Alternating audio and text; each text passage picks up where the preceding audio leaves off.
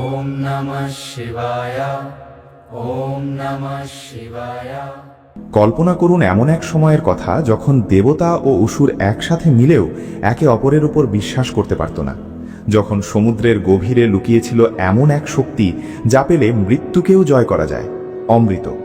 কিন্তু সেই অমৃত লাভের পথ মোটেও সহজ ছিল না।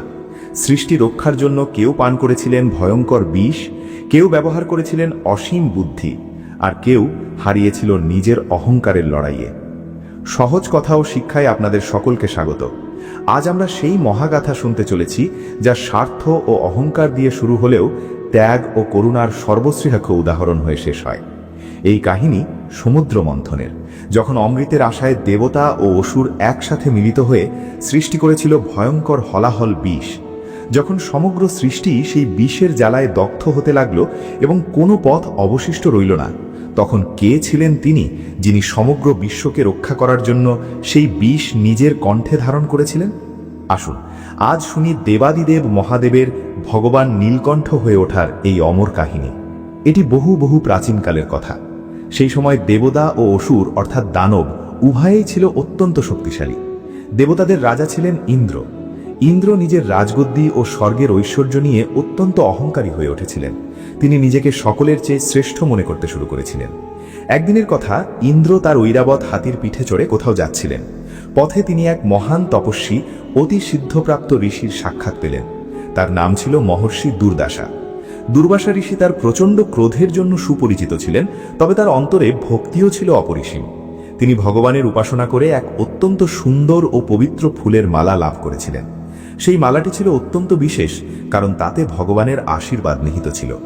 মহর্ষি দুর্বাসা যখন ইন্দ্রকে দেখলেন, তখন তিনি ভাবলেন, ইন্দ্র দেবতাদের রাজা, তাকে এই পবিত্র মালাটি উপহার দেওয়াই উচিত। তিনি সেই মালাটি ইন্দ্রকে অর্পণ করলেন। কিন্তু ইন্দ্র তখন অহংকারে অন্ধ হয়েছিলেন। তিনি সেই মালার পবিত্রতা উপলব্ধি করতে পারলেন না।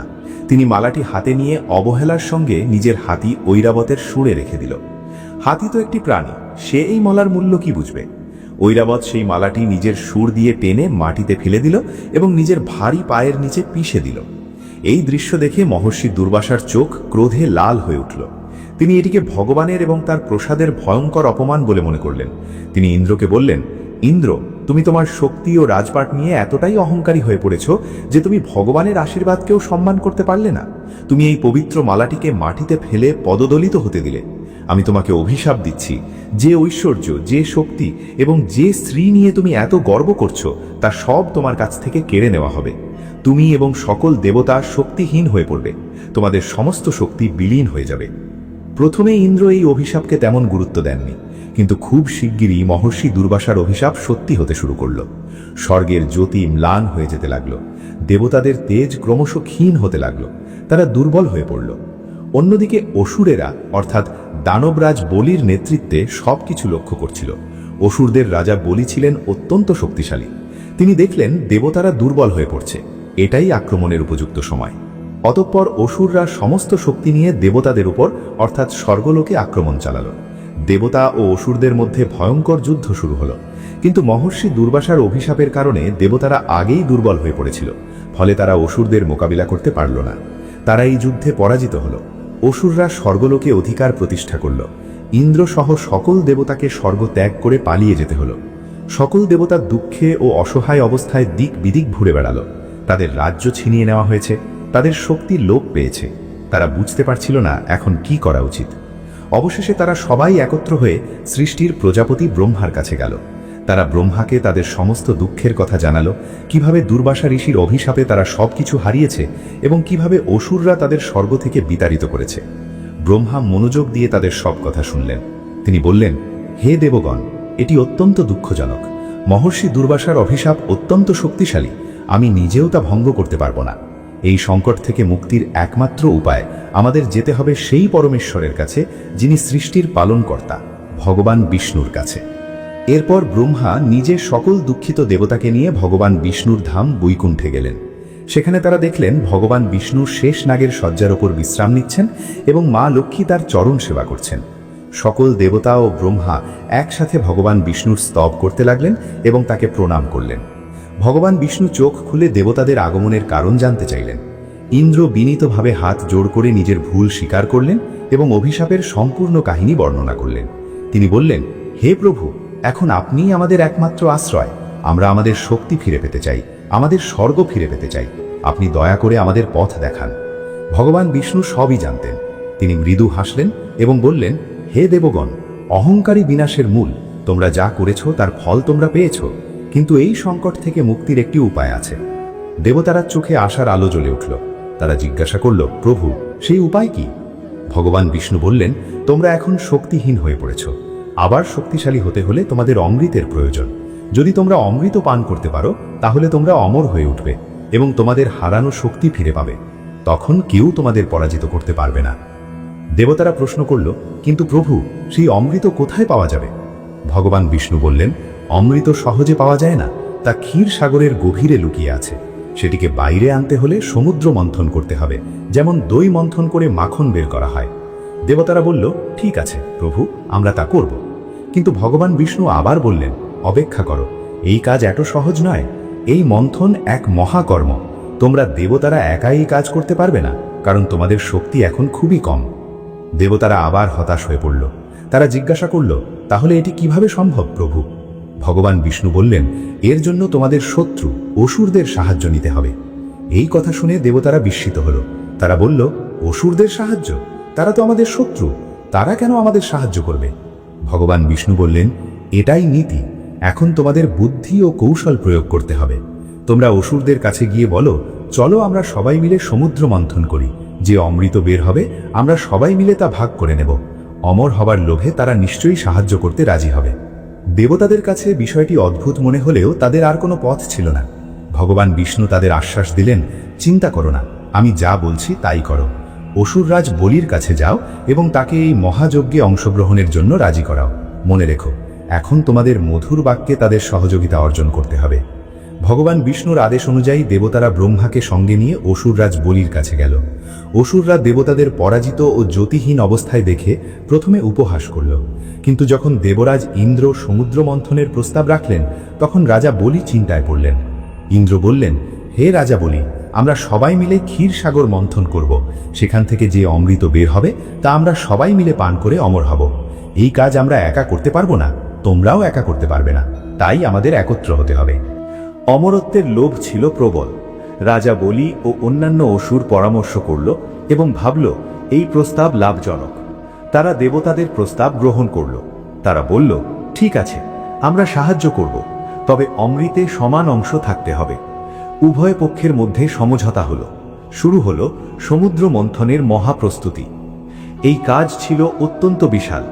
এত বড় সমুদ্র মন্থনের জন্য প্রয়োজন ছিল এক বিশাল মন্থন দণ্ড। স্থির হলো যে মন্দর পর্বত, যা অত্যন্ত বৃহৎ ও ভারী, সেটিকেই মন্থন দণ্ড হিসাবে ব্যবহার করা হবে।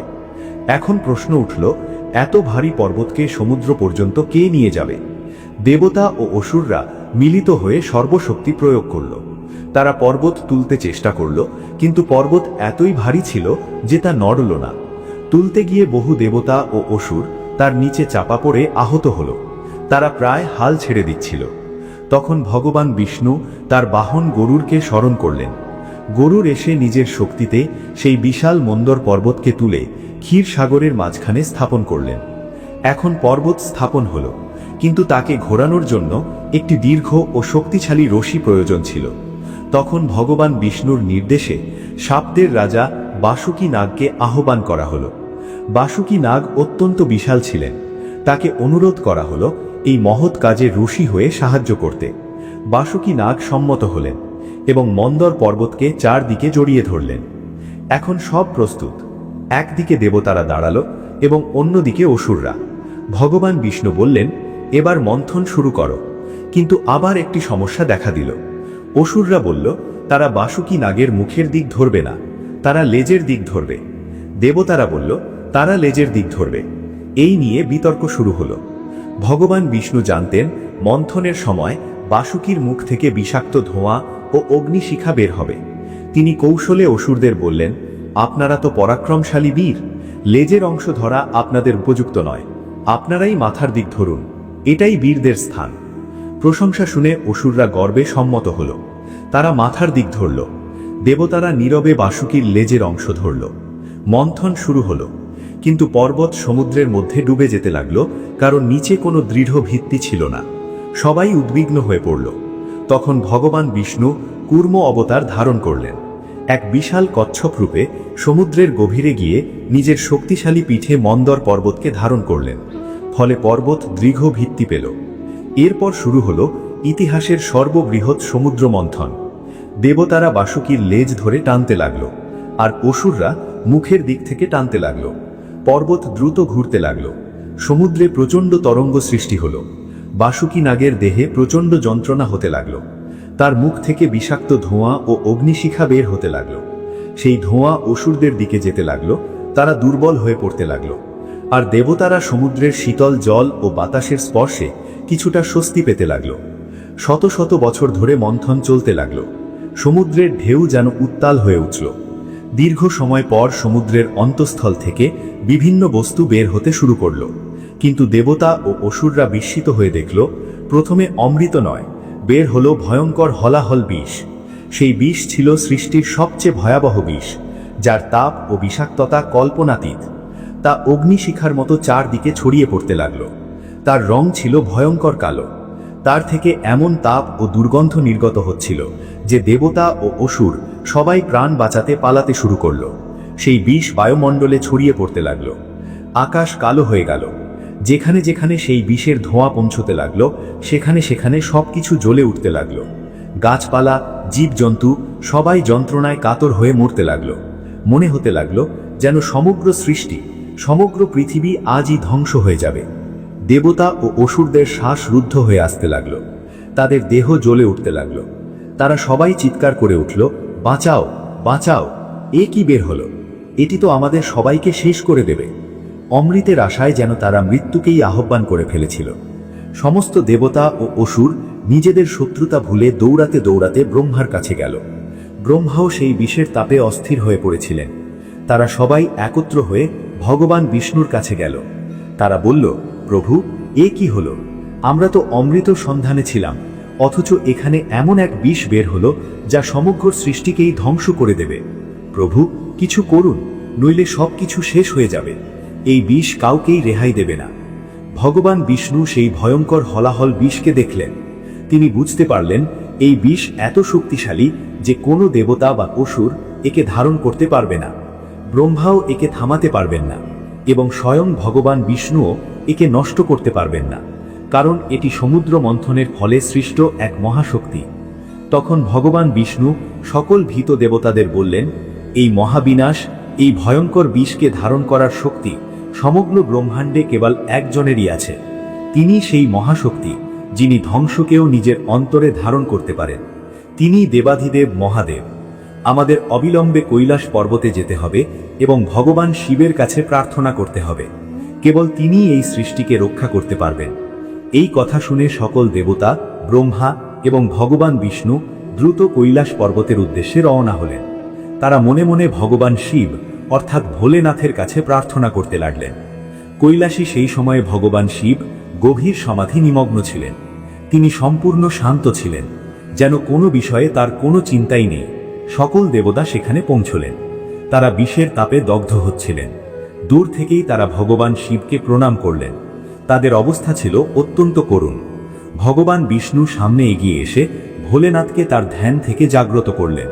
ভগবান শিব ধীরে ধীরে চোখ খুললেন। তিনি তার সামনে ব্রহ্মা, বিষ্ণু এবং উদ্বিগ্ন সকল দেবতাকে দেখতে পেলেন।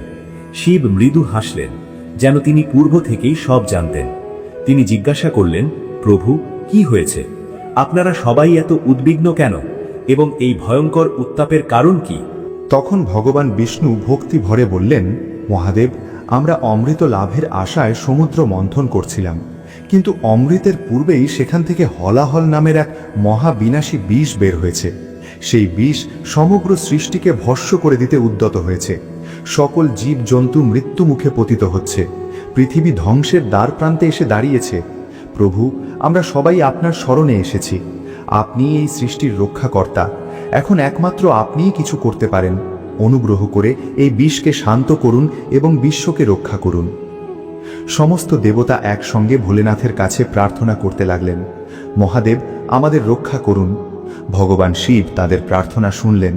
তিনি দূর থেকেই সেই বিস্তৃত মহাবিষকে দেখলেন।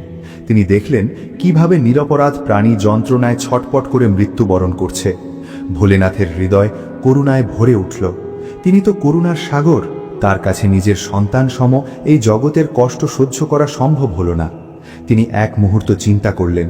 তিনি জানতেন এই বিষ না মাটিতে ফেলা যায়, না জলে, না বাতাসে।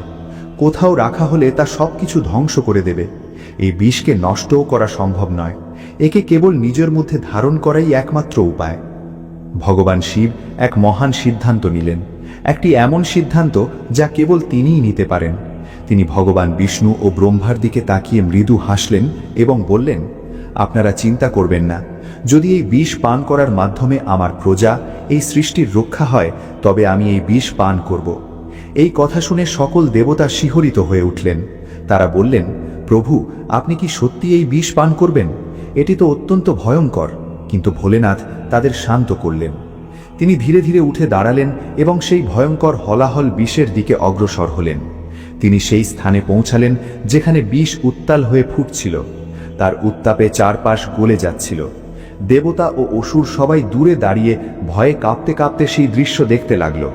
ভগবান শিব তার যোগ শক্তির দ্বারা সেই সমগ্র ভয়ঙ্কর বিষকে একত্র করলেন এবং নিজের করতলে ধারণ করলেন। সেই বিষ তার হাতের উপর একটি কালো জ্বলন্ত গোলকের মতো প্রতীয়মান হচ্ছিল। কেউ কিছু বোঝার আগেই, কেউ তাকে থামানোর আগেই ভগবান শিব সেই বিষ পান করার জন্যে নিজের হাত মুখের দিকে তুললেন। ঠিক সেই মুহূর্তে কৈলাসে অবস্থানরতা মা পার্বতী এই দৃশ্য দেখতে পেলেন। তিনি বুঝতে পারলেন মহাদেব সমগ্র সৃষ্টিকে রক্ষা করার জন্যে নিজেকে বিপদের মধ্যে নিক্ষেপ করতে চলেছেন। মা পার্বতী তা সহ্য করতে পারলেন না। তিনি তৎক্ষণাৎ সেখানে উপস্থিত হলেন। ঠিক যখন ভগবান শিব সেই ভয়ঙ্কর হলাহল বিষ মুখে গ্রহণ করতে উদ্যত হয়েছেন, তখনই তিনি দ্রুত এগিয়ে এলেন। ভগবান শিব বিষটিকে মুখে গ্রহণ করলেন। সেই বিষ এত ভয়ঙ্কর ছিল যে যদি তা তার উদরে প্রবেশ করত, তবে তার অন্তরে যে সমগ্র ব্রহ্মাণ্ডের অবস্থান তা দগ্ধ হয়ে যেত। আর যদি তিনি তা বাইরে নিক্ষেপ করতেন, তবে বাইরের জগৎ ধ্বংস হয়ে যেত। বিষ না ভেতরে যেতে পারে, না বাইরে বেরোতে পারে। ঠিক সেই সময় মা পার্বতী দ্রুত এগিয়ে এসে নিজের হাতে ভগবান শিবের কণ্ঠ দৃঢ়ভাবে চেপে ধরলেন। তিনি তার সমস্ত শক্তি প্রয়োগ করে শিবের কণ্ঠ ধরে রাখলেন, যাতে সেই বিষের এক বিন্দুও নিচে নেমে যেতে না পারে। মা পার্বতীর শক্তি এবং ভোলেনাথের যোগ বল, এই দুইয়ের প্রভাবে সেই ভয়ঙ্কর হলাহল মহাবিষ ভগবান শিবের কণ্ঠেই স্থির হয়ে গেল। তা না তার উদরে প্রবেশ করল, না বাইরে নির্গত হল। কিন্তু সেটি তো সৃষ্টির সবচেয়ে ভয়ঙ্কর বিষ। কণ্ঠে স্থির হওয়ার সঙ্গে সঙ্গে তার প্রভাব দেখা দিতে শুরু করল। ভগবান শিবের সমগ্র কণ্ঠ সেই বিষের তীব্র উত্তাপে নীল হয়ে উঠতে লাগল। প্রথমে হালকা নীল, তারপর গাঢ়। ক্রমে তার সমগ্র কণ্ঠ গভীর নীল বর্ণ ধারণ করল। ভোলেনাথ যন্ত্রণায় কাতর হয়ে উঠলেন। তার চোখ বন্ধ হয়ে গেল। বিষের উত্তাপ এত প্রবল ছিল যেন তার কণ্ঠ দগ্ধ হয়ে যাবে। তার শরীর থেকে ঘাম ঝরতে লাগল। তিনি ভয়ঙ্কর যন্ত্রণা সহ্য করছিলেন, কিন্তু তিনি সেই কষ্ট সহ্য করলেন। তিনি সেই বিষকে নিজের কণ্ঠেই ধারণ করে রাখলেন। এই দৃশ্য দেখে উপস্থিত সকল দেবতা, অসুর, ব্রহ্মা ও বিষ্ণু স্তব্ধ হয়ে গেলেন। তারা প্রত্যক্ষ করছিলেন কিভাবে মহাদেব সমগ্র বিশ্বের যন্ত্রণা একাই ধারণ করছেন, কিভাবে তিনি সৃষ্টিকে রক্ষা করার জন্য নিজেই কষ্ট সহ্য করছেন। যখন বিষ সম্পূর্ণভাবে তার কণ্ঠে স্থির হল এবং বাইরের বিপদ দূর হল, তখন ভগবান শিব ধীরে ধীরে চোখ খুললেন। তার কণ্ঠ তখন সম্পূর্ণ নীল হয়ে গেছে। ব্রহ্মা ও বিষ্ণু এগিয়ে এসে তাকে প্রণাম করলেন। তাদের চোখ অশ্রু সজল। তারা বললেন, মহাদেব, আপনি আজ সমগ্র সৃষ্টির রক্ষা করেছেন। আপনি এমন কাজ করেছেন যা অন্য কেউ করতে পারত না। আপনি বিষ পান করেছেন, তাকে নিজের কণ্ঠে ধারণ করেছেন। আজ থেকে সমগ্র বিশ্ব আপনাকে এক নতুন নামে জানবে, নীলকণ্ঠ। কারণ নীল অর্থ নীল বর্ণ এবং কণ্ঠ অর্থ গলা, যার কণ্ঠ নীল। সমস্ত দেবতা হাত জোর করে ভগবান শিবের জয়ধ্বনি করতে লাগলেন।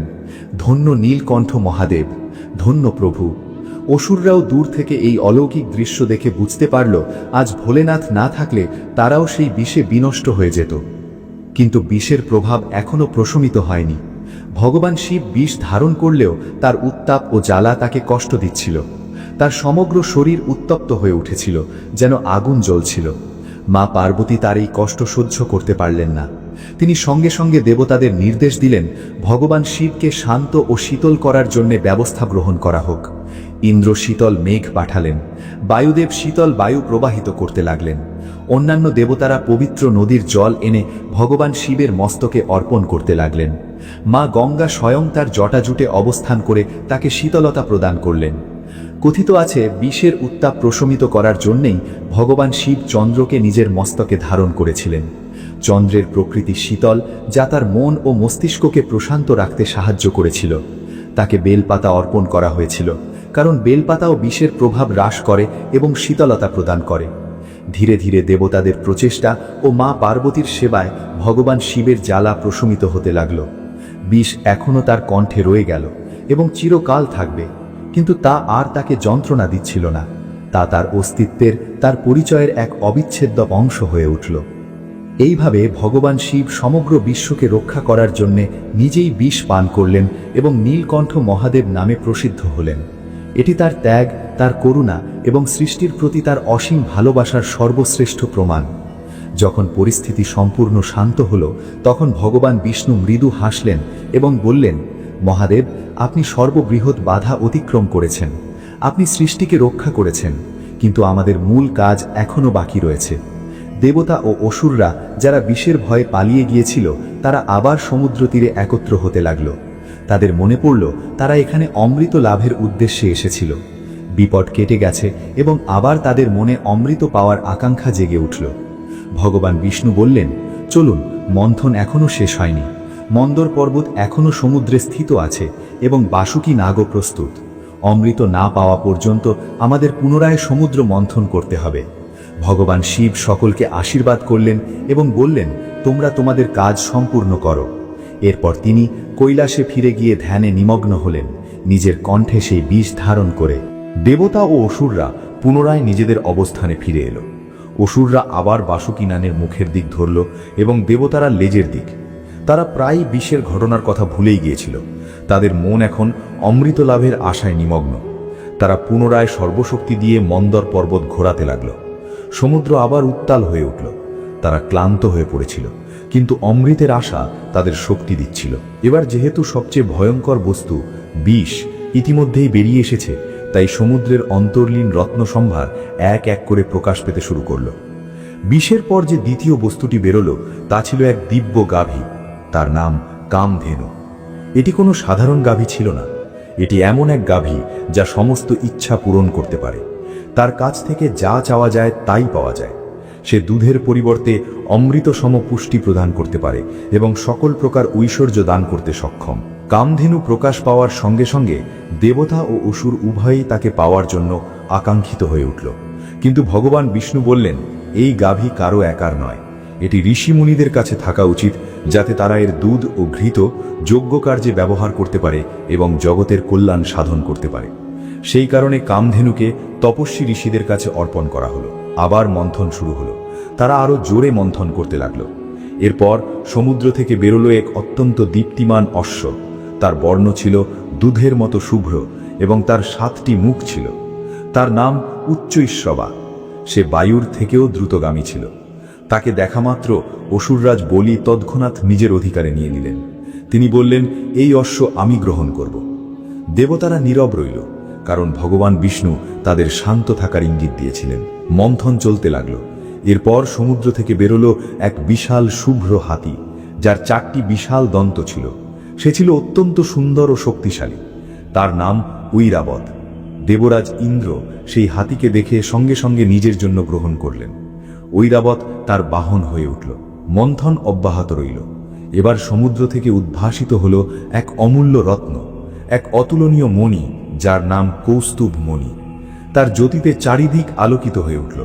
তার দীপ্তি দেখে সকলের চোখ যেন ঝলসে উঠল। ভগবান বিষ্ণু সেই মণিটি দেখলেন এবং মৃদু হাসলেন।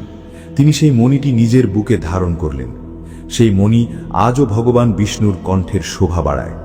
মন্থন তখনও থামেনি। এরপরে সমুদ্র থেকে বেরিয়ে এলো এক দিব্য বৃক্ষ। তাকে পারিজাত বৃক্ষ বলা হয়।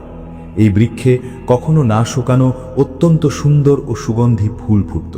এই বৃক্ষ স্বর্গের শোভা বাড়ানোর জন্য ইন্দ্রদেব সঙ্গে করে স্বর্গে নিয়ে গেলেন। মন্থন চলতেই থাকল। এরপর সমুদ্র থেকে প্রকাশ পেলেন অপ্সরাগণ। তারা ছিল অপরূপ সুন্দরী, যেমন রম্ভা, মেনকা, উর্বশী।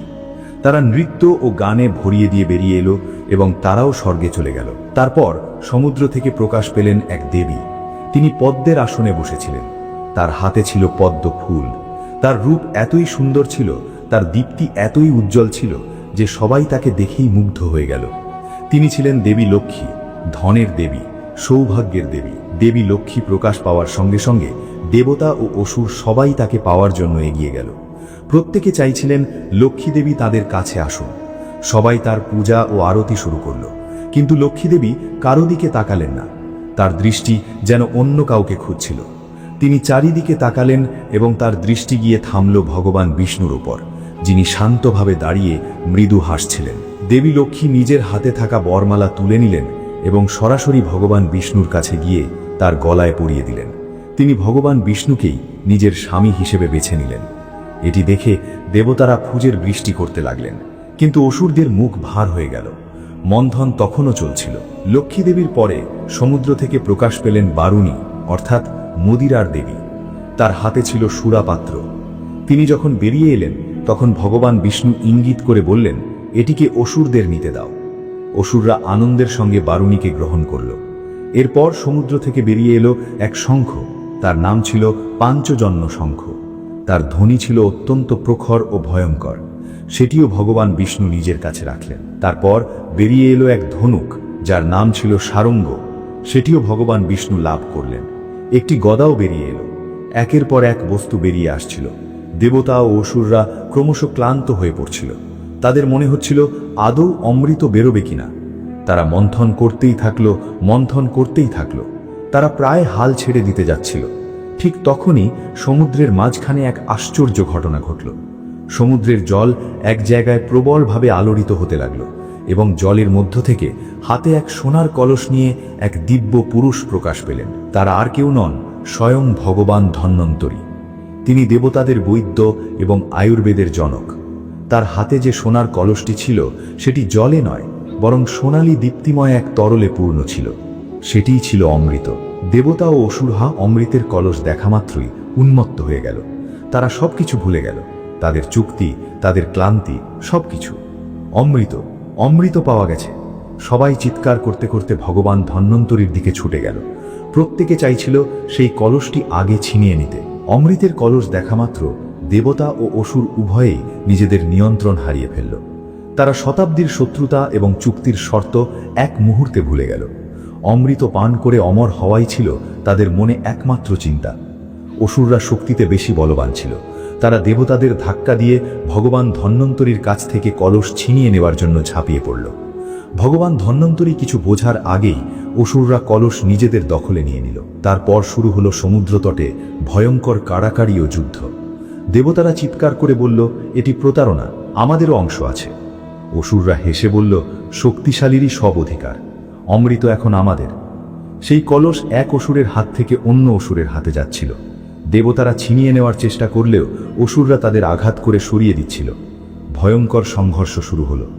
মনে হচ্ছিল এত পরিশ্রম, এত মন্থন, এমনকি মহাদেবের সেই ভয়ঙ্কর বিষপানও সবই বৃথা হয়ে যাবে। যদি অসুররা অমৃত পান করে ফেলে তাহলে তারা চিরদিনের জন্য অমর হয়ে যাবে। আর যদি তারা অমর হয়ে যায় তাহলে তারা সমগ্র ব্রহ্মাণ্ডে এমন ত্রাস সৃষ্টি করবে যে কেউ তাদের থামাতে পারবে না। ধর্ম নষ্ট হয়ে যাবে, অধর্মের রাজত্ব হবে। দেবতারা পরাজিত হচ্ছিল। তারা দুর্বল ছিল এবং অসুরদের শক্তির সামনে টিকতে পারছিল না। তারা দেখল কিছু অসুর কলস নিয়ে দূরে পালিয়ে যাওয়ার চেষ্টা করছে, যাতে তারা লুকিয়ে অমৃত পান করতে পারে। যখন দেবতাদের আর কোনো পথ দেখা গেল না, যখন তারা পূর্ণ অসহায় হয়ে পড়ল, তখন তারা হাত জোড় করে আন্তরিকভাবে ভগবান বিষ্ণুকে মনে করল।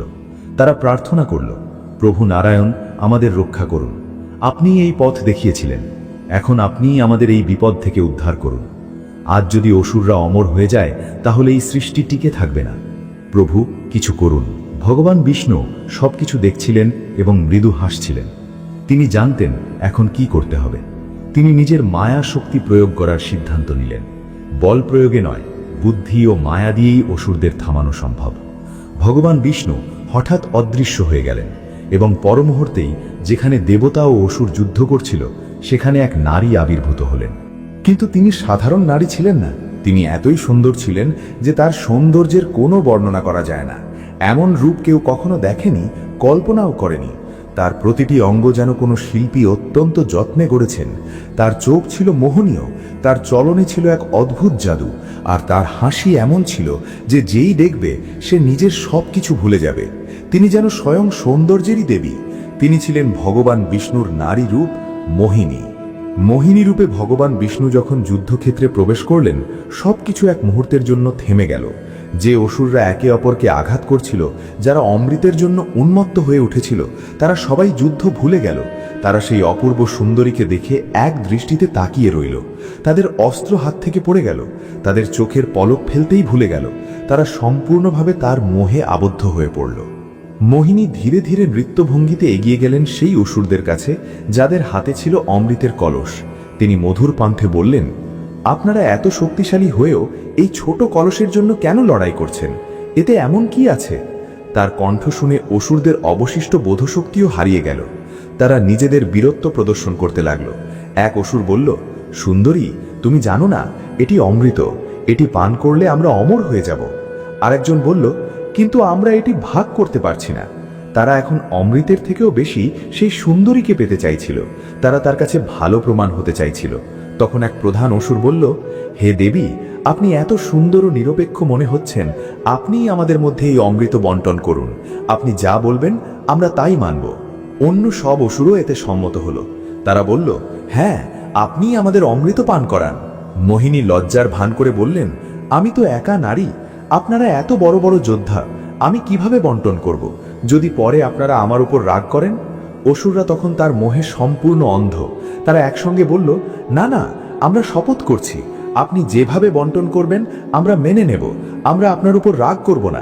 শুধু আপনি কলসটি নিন এবং নিজ হাতে আমাদের অমৃত পান করান। ভগবান বিষ্ণুর কাজ সফল হলো। যে কলস অসুররা কোনোভাবেই দেবতাদের দিচ্ছিল না, সেটিই তারা নিজের হাতে সেই সুন্দরী মোহিনীর কাছে তুলে দিল। মোহিনী হাসি মুখে কলসটি হাতে নিলেন। তিনি বললেন, যদি আপনারা আমার ওপর এত বিশ্বাস করেন, তবে আমার কথা মতো করুন। দেবতা ও অসুররা আলাদা দুটি সারিতে বসে পড়ুন, আমি একে একে সবাইকে অমৃত পান করাবো। দেবতা ও অসুর উভয়ই তার কথা মেনে সঙ্গে সঙ্গে দুই সারিতে বসে পড়ল। অসুরদের মনে লোভ ছিল, এই সুন্দরী এখন তাদের অমৃত পান করাবে। দেবতাদের মনে বিশ্বাস ছিল, ভগবান বিষ্ণু অবশ্যই কোনো অলৌকিক ব্যবস্থা করবেন। মোহিনী কলস তুলে নিলেন। তিনি অসুরদের দিকে তাকিয়ে মৃদু হাসলেন। অসুররা ভাবল তিনি প্রথমে তাদেরই দেবেন, কিন্তু তিনি ঘুরে দেবতাদের সারির কাছে গেলেন এবং তাদের অমৃত পান করাতে শুরু করলেন। যখন প্রথম দেবতা অমৃত পান করলেন, অসুররা আপত্তি জানাতে চাইল। তখন মোহিনী মধুর ভঙ্গিতে বললেন, অপেক্ষা করুন না, আপনারা তো এত শক্তিশালী, দেবতারা তো আগেই দুর্বল হয়ে পড়েছে। আগে তাদের একটু দিই, তারপর আপনারা নিশ্চিন্তে পান করবেন। অসুররা তার প্রশংসা শুনে খুশি হলো এবং তার সৌন্দর্যে মুগ্ধ হয়ে অপেক্ষা করতে লাগলো। এদিকে মোহিনী দ্রুত একের পর এক দেবতাকে অমৃত পান করাতে লাগলেন। ইন্দ্র, বরুণ, অগ্নি সবাই অমৃত পান করে অমর হতে লাগলেন। তাদের শক্তি ও দীপ্তি ফিরে এলো। এভাবে সূর্যদেব অমৃত পান করলেন, চন্দ্রদেবও পান করলেন। কিন্তু অসুরদের সারিতে বসেছিল এক অসুর, তার নাম সর্বানু। সে অত্যন্ত চতুর ছিল। সে লক্ষ্য করছিল কি ঘটছে। সে বুঝতে পারল মোহিনী কেবল দেবতাদেরই অমৃত দিচ্ছেন। সে বুঝল এটি বড় প্রতারণা। সে নিজের রূপ পরিবর্তন করে দেবতার মতো হয়ে গেল এবং গোপনে দেবতাদের সারির শেষে এসে সূর্য ও চন্দ্রের মাঝে বসে পড়ল। মোহিনী তাকে দেবতা ভেবে অমৃত পান করালেন। সর্বানু সফল হল। অমৃত তার গলায় পৌঁছে গেল। সে অমর হয়ে গেল। কিন্তু সূর্য ও চন্দ্র তাকে চিনে ফেললেন এবং চিৎকার করে বললেন, প্রভু, এ অসুর সর্বানু। তক্ষুনি মোহিনীর রূপ মিলিয়ে গিয়ে ভগবান বিষ্ণু প্রকাশ পেলেন। তিনি সঙ্গে সঙ্গে সুদর্শন চক্র নিক্ষেপ করলেন। চক্র সর্বানুর মাথা দেহ থেকে পৃথক করে দিল, কিন্তু অমৃত গলায় পৌঁছানোর কারণে তার মস্তক অমর হয়ে গেল। সেই মস্তক রাহু নামে পরিচিত হল এবং দেহ কেতু নামে পরিচিত হল। রাহু ও কেতু সূর্য ও চন্দ্রকে ক্ষমা করেনি। তারা সময় সময় সূর্য ও চন্দ্রকে গ্রাস করতে চেষ্টা করে। তখন সূর্যগ্রহণ ও চন্দ্রগ্রহণ হয়। অবশেষে অমৃত শেষ হয়ে গেল। অসুররা বুঝতে পারল তারা প্রতারিত হয়েছে এবং আবার যুদ্ধ শুরু হলো। কিন্তু এবার দেবতারা অমর ছিল। তারা সহজেই অসুরদের পরাজিত করল। অসুররা পাতাল লোকে পালিয়ে গেল। দেবতারা বিজয় লাভ করল। তারা ভগবান বিষ্ণুকে ধন্যবাদ জানালো। কিন্তু পরে তারা স্মরণ করল, যদি মহাদেব হলাহল বিষ পান না করতেন তাহলে কেউ বেঁচে থাকত না। তারা কৈলাসে গিয়ে মহাদেবকে প্রণাম করল। ভগবান বিষ্ণু বললেন, প্রভু, আপনার ত্যাগেই সৃষ্টি রক্ষা পেয়েছে। মহাদেব মৃদু হেসে বললেন, এ তো আমার কর্তব্য। এই জগৎ আমার পরিবার, পরিবারের রক্ষার জন্য বিষ পান করাও বড় কথা নয়। এইভাবে সমুদ্র মন্থনের মহাকথা সমাপ্ত হল। এই কাহিনী আমাদের শেখায়, লোভের পরাজয় হয়, বুদ্ধির জয় হয়, কিন্তু সর্বোচ্চ জয় হয় ত্যাগ ও করুণার। অমৃতের থেকেও বড় শক্তি হল দয়া ও আত্মত্যাগ। যিনি সমগ্র সৃষ্টিকে রক্ষার জন্য হলাহল বিষ পান করেছিলেন, সেই নীলকণ্ঠ মহাদেবকে আমাদের শত শত প্রণাম। হর হর মহাদেব। এই ছিল সমুদ্র মন্থনের সেই অনন্য কাহিনী, যা আমাদের মনে করিয়ে দেয়, জীবনে সবসময় শক্তি নয়, প্রয়োজন সৎ উদ্দেশ্য, বুদ্ধি এবং অন্যের জন্য ত্যাগ করার মানসিকতা।